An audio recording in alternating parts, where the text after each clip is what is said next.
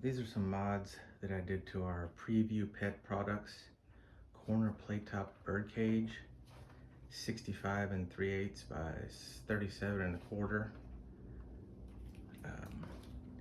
The third measurement on there is 27 5/8, and that's actually how far away from the wall that it comes. Okay, the first thing that we did was I added 550 cord to all the metal parts, wrapped it to where the birds would normally walk. They like to rub their beak and their face on that. I put it on up the rungs of the ladder for a better grip. I did it on the top as well, and even in the back. And I put the bowls in backwards and upside down, so the birds wouldn't have to reach so far down to eat. And as you can see, they get a good foothold on both the back part and the front part.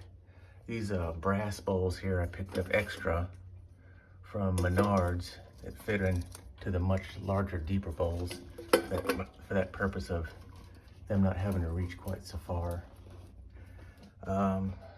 Some cheap hooks on the side. Yeah, by flipping the top perch upside down and taking that wooden dowel off, it gives the original wooden dowel attachment points now allow me to hang hooks and toys from both sides that the birds can reach. And as you can see, I've wrapped all the way around. The lamp was from their old cage. I just took the base off and zip tied it to the back of the frame. I added poles, 3 poles, or 4 poles, I'm sorry, and wrapped the original center one so that when they climb out of the cage, they have a better purchase. They're currently playing underneath or behind it. Added some bowls on the inside because we have 2, and they like to fuss over each other who gets to eat first. The door was a big disappointment when we first got it, because originally it opens down out like a platform patio type thing, and that prevents you from getting inside the cage, reaching in there as far as you could if it wasn't there. So I removed the door from its original place where it wasn't really that strong to begin with.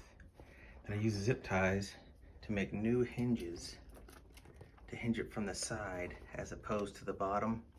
I had to do a little bit of cutting.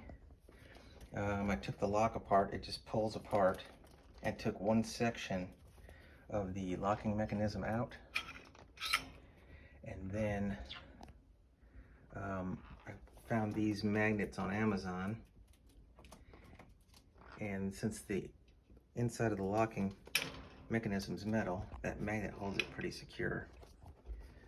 All right, and I just finished up. The curtain that you see there is 2 pieces. It's one piece of a light blocking curtain that you buy anywhere, and then some fabric that I picked up on Amazon that I thought would help lighten the inside. I used Velcro to attach the back after I got it cut down to the size I wanted, and then I used more of these magnets here on the inside hem to magnetize it across the top. And like I said, along the back side, it's just sticky Velcro and sew-on Velcro, and that can be pulled off and washed pretty easily. And this light here, I don't remember, I found that on YouTube. I don't remember the site off the top of my head, but it's supposed to be specially designed for small birds and give them closer to sunlight than they would be just living in the apartment. But with those modifications, I think this is definitely a cage I would recommend to anyone with a small to medium conure, cockatiel, lovebird.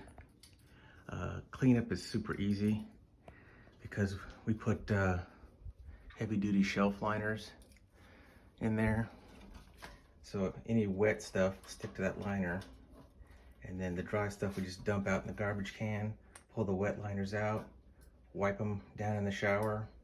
We also put the shelf liners along the floors because we have this additional perch that we put on the wall that goes over the couch. But with a little bit of modification, it could be a super awesome cage for any small to medium-sized bird.